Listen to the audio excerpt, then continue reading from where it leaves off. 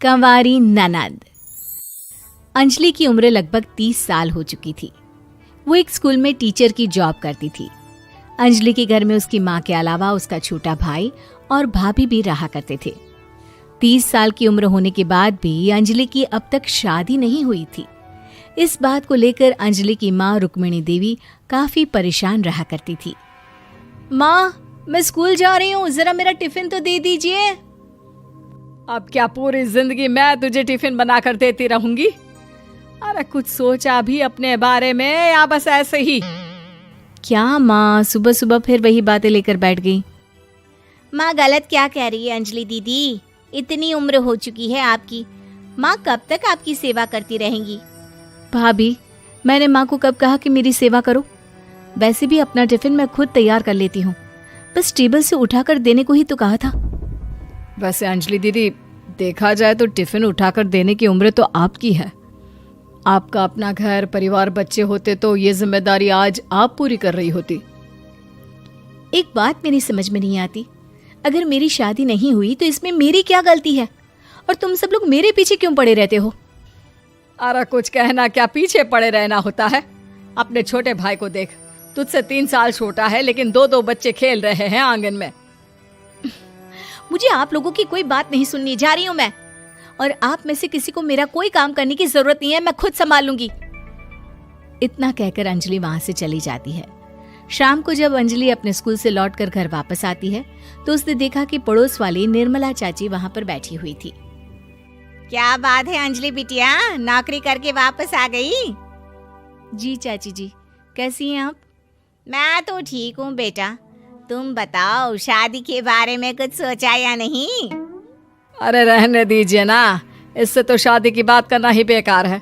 कुछ भी कहो तो गुस्सा करती है, बात बात पर आंखें दिखाती है। माँ, आप ऐसा क्यों कह रही हैं? मैंने कब आप पर गुस्सा किया? अरे अंजलि बेटा, तुम्हारी माँ ठीक ही तो कहती है। 30 की होने आई हो, अब तुम्हें भी शादी वादी कर लेनी चाहिए। चाची जी, आप तो ऐसे कह रही हैं जैसे शादी करने से मैंने मना किया हो। रहने दीजिए निर्मला चाची, हमारी अंजलि दीदी को अभी तक उनकी पसंद का दूल्हा नहीं मिला ना, इसीलिए वो शादी नहीं कर रही। भाभी, ऐसी कोई बात नहीं है। अरे तो फिर क्या बात है? तुम्हारी माँ ने तुम्हारे लिए इतने रिश्ते ढूंढे लेकिन तुम्हें कोई पसंद ही नहीं आता। क्या है ना चाची जी, हमारी ननद रानी नौकरी जो करती है ऐसे ही थोड़ी ना किसी को पसंद कर लेंगी। अरे भाई, नौकरी का घमंड है तो बात अलग है, कोई और बात हो तो बताओ, कोई रास्ता निकाला जाए। नहीं चाची जी, कोई बात नहीं है, बस मुझे अभी तक अपनी पसंद का कोई मिला नहीं है। सुन लिया आपने, इस लड़की के तो पर निकल आए हैं और इतनी उम्र में अपनी पसंद का कोई मिलेगा भी नहीं इसे। माँ, आप मेरी शादी को लेकर हमेशा मुझे ताने क्यों मारती रहती हैं? अपनी माँ की बातें तो ताने लगती है। ताने हैं? बताओ, मैंने कुछ गलत कहा क्या? देखो, ये सब छोड़ो, मेरी दूर की बुआ का बेटा है, उसकी अभी शादी नहीं हुई है, उम्र होगी कोई 34-35 साल। आप कहें तो बात आगे बढ़ाऊं? अरे हाँ, क्यों नहीं, ये भी कोई पूछने की बात है। अरे जल्दी से लड़के को यहाँ बुला लो। माँ, आप मुझसे पूछे बिना मेरी शादी की बात करने जा रही हैं और मेरी उम्र 30 भी पूरी नहीं हुई है। निर्मला चाची कह रही है कि वो लड़का 35 साल का है। अंजलि दीदी, आपको क्या लगता है इस उम्र में कोई फिल्म का हीरो आएगा आपके लिए? देखिए, अब पसंद और नापसंद की बात तो रहने दीजिए, पसंद करने की उम्र तो आपकी निकल चुकी। अब तो जो भी मिले उसी से शादी कर लीजिए, इसी में भलाई है। तेरी भाभी बिल्कुल ठीक कह रही है। अब जैसा रिश्ता मिले उसके लिए हाँ कर देना, ताकि हम भी गंगा नहाए। ठीक है, चलिए मैं उस लड़के को कहती हूँ, वो कल ही अंजलि को देखने आ जाएगा। अगले दिन निर्मला चाची के दूर का रिश्तेदार अंजलि को देखने उसके घर आता है। उसका नाम था अजय। अंजलि जी, तो आप नौकरी करती हैं, वो भी स्कूल में? जी हाँ, मैं स्कूल में टीचर हूँ। हमारी बेटी बहुत होशियार है। अरे पढ़ने लिखने में इतनी होशियार है, इसीलिए तो इसकी नौकरी लगी है स्कूल में। हाँ ठीक है आंटी जी, जरा मुझे भी तो बात करने दीजिए आपकी बेटी से। जी पूछिए ना, क्या पूछना चाहते हैं? अंजलि मैडम, ये तो बताइए कि आपने अभी तक शादी क्यों नहीं की?